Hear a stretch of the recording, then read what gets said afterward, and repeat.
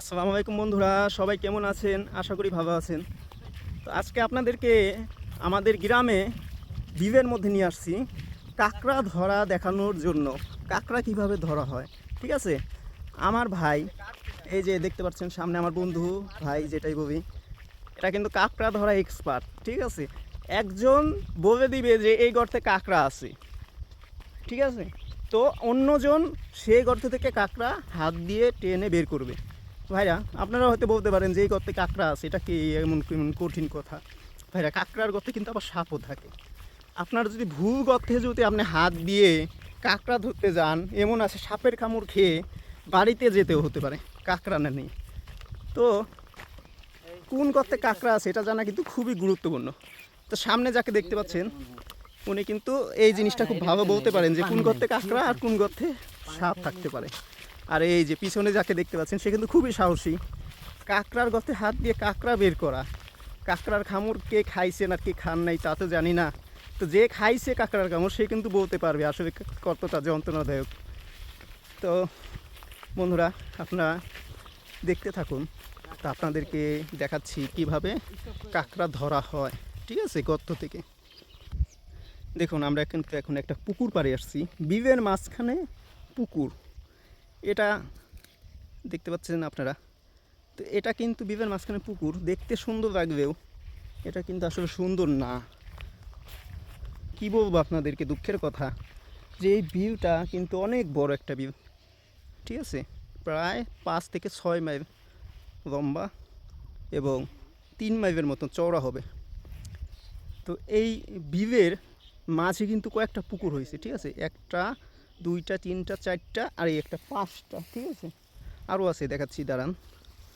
তো ওই যে ওইদিকে 6টা, 7টা, এই একটা, 8টা, 8টা পুকুর হয়েছে, বুঝছেন? তো এই পুকুরগুলো কেন তৈরি করছে জানেন? যারা এলাকার প্রভাবশালী, ওই দেখেন, ওই দেখেন, দেখেন ওনাদের কাজ দেখেন।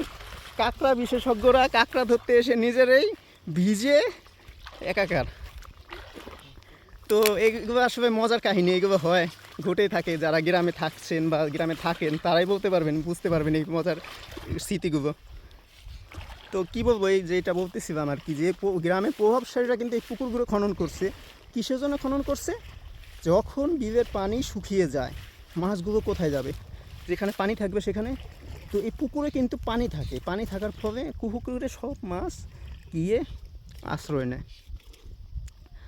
আর এই মাছগুলো তখন কি তারা বিষ দিয়ে, বন্ধুরা যে কথাটি বলতেছিলাম, যে যে দেখতেছেন পুকুরগুলো, হ্যাঁ, এই পুকুরগুলো কাটার কারণে, প্রভাবশালীরা কাটার কারণে, বিষ দিয়ে পুকুরের মাছগুলো মারার কারণে কিন্তু এই বিলের যে জীববৈচিত্র্য সেটা কিন্তু নষ্ট হচ্ছে।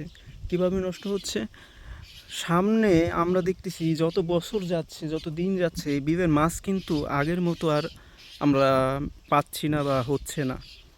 কারণ যখন বিষ দিয়ে আপনি মাছ মাছ মারবেন, এরকম পুকুরের এই জাল দিয়ে আপনি একবারে পুরো মাছ ধরে নিয়ে যাবেন, সব মাছ একখানে যখন পুকুরে হচ্ছে তখন ধরে নিয়ে যাচ্ছেন, তখন কিন্তু ওই পরবর্তীতে যে মাছগুলো ডিম দিবে বা তাদের থেকে যে বংশবৃদ্ধিটা হবে সেটা কিন্তু বাধাগ্রস্ত হচ্ছে।